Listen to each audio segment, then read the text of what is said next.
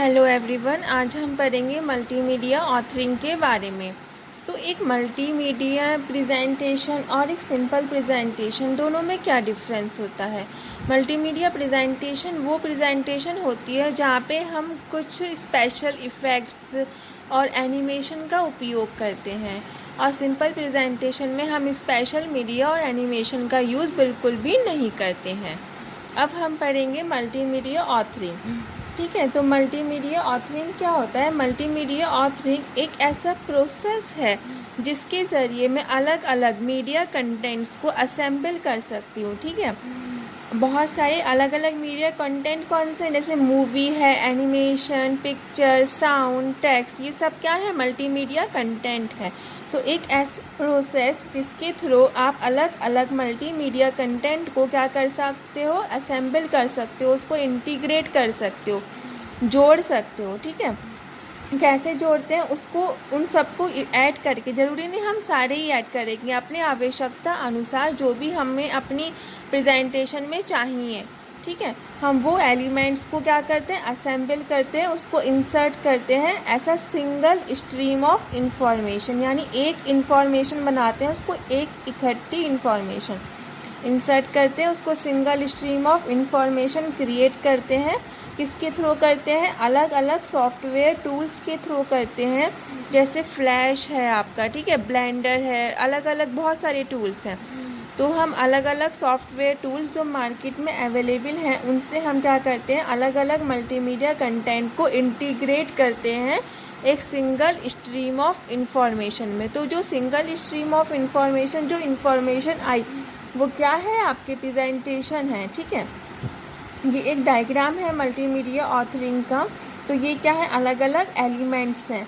इन elements को हम क्या करते हैं, इंसर्ट कर रहे हैं अपने किस में, प्रेजेंटेशन में। अब सिंपली हम उनको इंसर्ट तो नहीं करेंगे, तो हम क्या करेंगे, उसको इंटरैक्टिव बनाएंगे अपने यूज़र्स के लिए, है ना। स्क्रीन कैप्चर, साउंड रिकॉर्डिंग, ये सब टेक्निक्स अप्लाई करके हम क्या करते हैं, एडिट करते हैं। एडिट करने के बाद फिर क्या करते हैं, टेस्टिंग होती है इनकी। टेस्टिंग होने के बाद फाइनली पैकेजिंग होके या तो हम सीडी में उसको डाल देते हैं या फिर हम वेब पे अपलोड करने के लिए उसको हम यूज़ करते हैं। तो ये है मल्टीमीडिया ऑथरिंग का प्रोसेस। तो मल्टीमीडिया ऑथरिंग क्या प्रोवाइड करता है, एक डेवलपमेंट इन्वायरमेंट दे रहा है। ठीक है, जहाँ पे हम क्या कर सकते हैं, डेवलप कर सकते हैं, क्या हम बहुत सारे मीडिया को मर्ज कर सकते हैं, यानी जोड़ सकते हैं। और जोड़ के क्या करते हैं, into a single stream of media, यानी एक सिंगल मीडिया में हम उसको क्या कर सकते हैं, मर्ज कर सकते हैं। ठीक है, तो मल्टीमीडिया ऑथरिंग हमको क्या प्रोवाइड कर रहा है, ये हमको पूरा का पूरा फ्रेमवर्क दे रहा है। ठीक है, ये पूरा क्या है, फ्रेमवर्क ही तो है।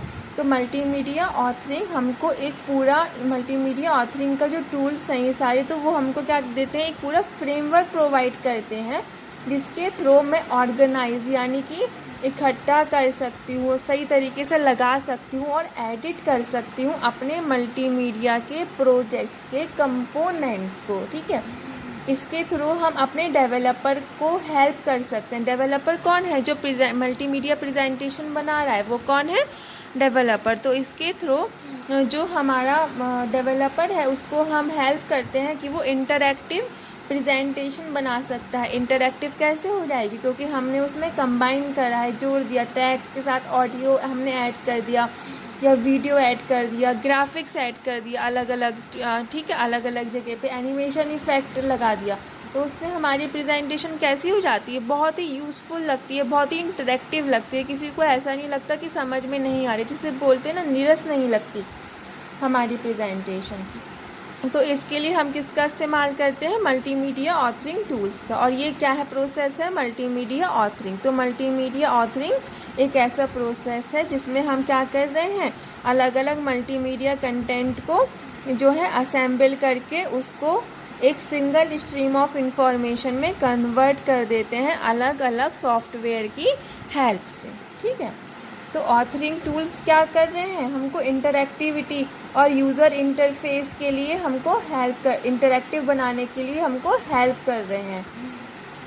ठीक है, तो यानी ऑथरिंग टूल्स से हम क्या करते हैं, हम इंटरैक्टिविटी लेके आते हैं अपनी प्रेजेंटेशन में, और हम अलग अलग एलिमेंट्स को, मल्टीमीडिया एलिमेंट्स को अपने सिंगल प्रोडक्ट में कंबाइन कर देते हैं। अब डिज़ाइन इश्यूज़ भी तो आते हैं कि हाँ, अगर हम मल्टीमीडिया प्रेजेंटेशन बना रहे हैं तो हमें किन किन बातों का ध्यान रखना चाहिए।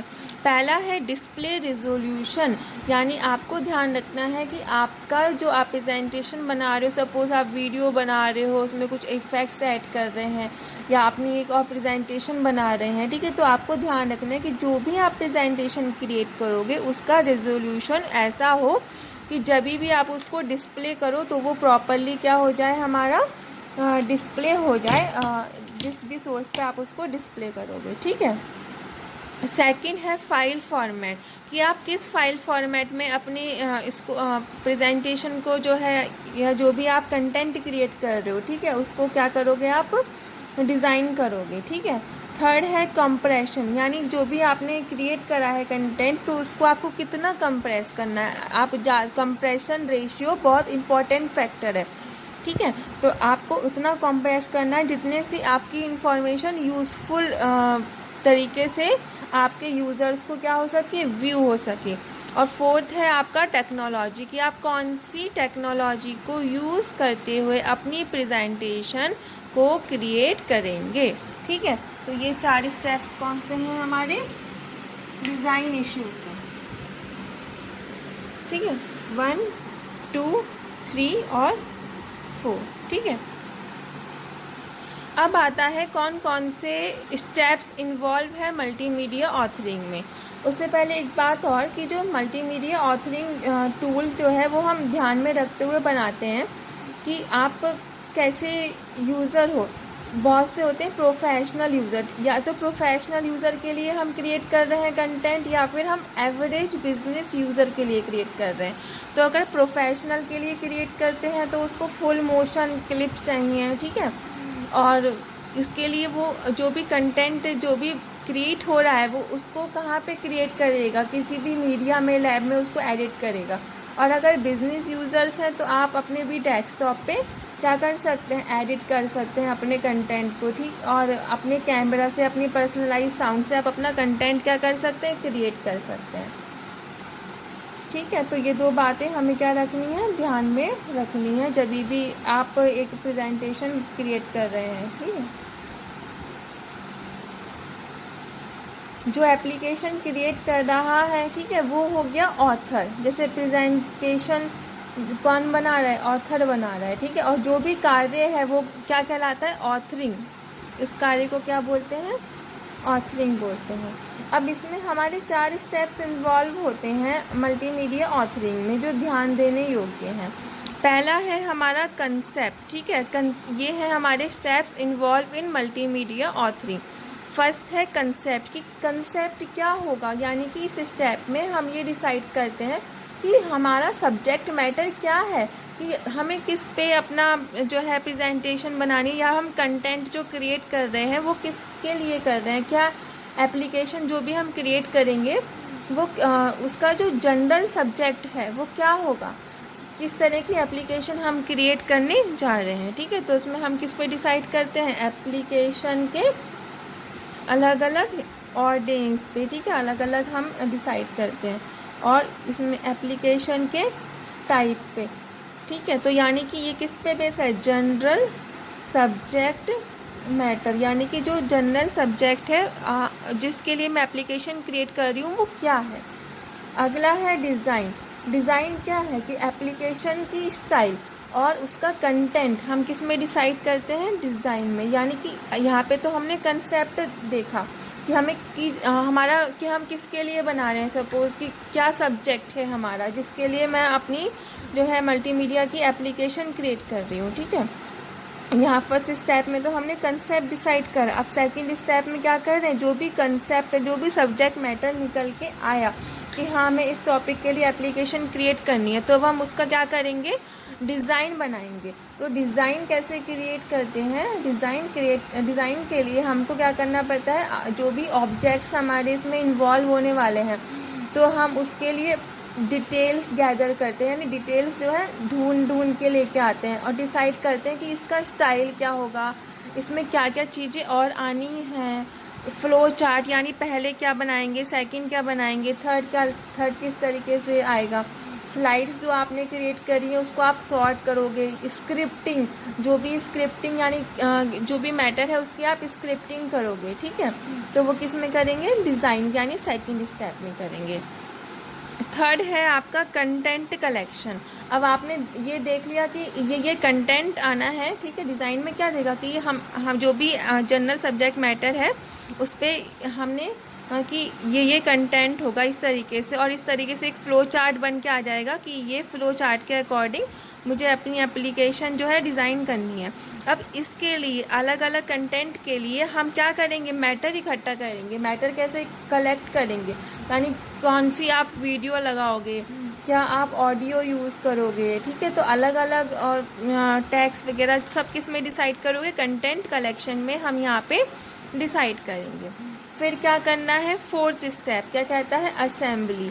असेंबली में क्या हो रहा है, जो भी आपने पूरी एप्लीकेशन ली उसको आपने, अब जितना भी कंटेंट ये आ गया डिज़ाइन और कंटेंट, जब आपने सबको ऐड करके उसको क्या करोगे, असेंबल। असेंबल का मतलब क्या है, जोड़ना, यानी पूरी एप्लीकेशन को असेंबल स्टेज में हम क्या कर रहे हैं, एक साथ कर दिया, यानी हमने पूरी एप्लीकेशन असेंबल कर दी, क्रिएट कर दी, ठीक है।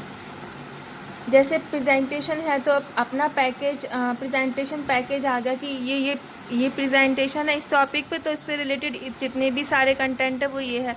इस टॉपिक पे है तो इसमें सारे कंटेंट हमारे पास ये रहा। तो इस तरीके से मैंने अपने सेकंड वाले स्लाइड में ये है, इसका कंटेंट ये हमारे पास रेडी रखा है, फिर हमारे पास इसका कंटेंट भी रेडी रखा है।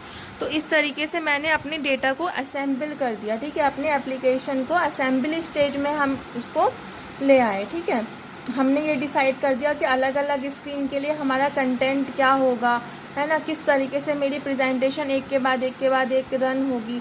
और फिर जब हमने इसको असेंबल कर दिया, फिर हम क्या करते हैं, इसको टेस्टिंग करते हैं। टेस्टिंग बहुत ज़रूरी होती है। जो कुछ लोगों के सामने, जो भी अगर सपोज़ कोई प्रोजेक्ट कंपनी का मैनेजर है तो उसको जिस भी लोगों के सामने क्रिएट करना है तो वो उसके सामने क्रिएट करेगा, टेस्टिंग करेगा अपने डेटा की। और अगर वो पास हो जाता है तो फिर हम क्या करते हैं, उसको अपलोड कर देते हैं या फिर CD पे पैकेजिंग हो जाती है डेटा की, ठीक है। तो ये सारे स्टेप्स इन्वॉल्व हैं मल्टीमीडिया ऑथरिंग प्रोसेस में। होपली आपको समझ में आया होगा, ठीक है। Thank you.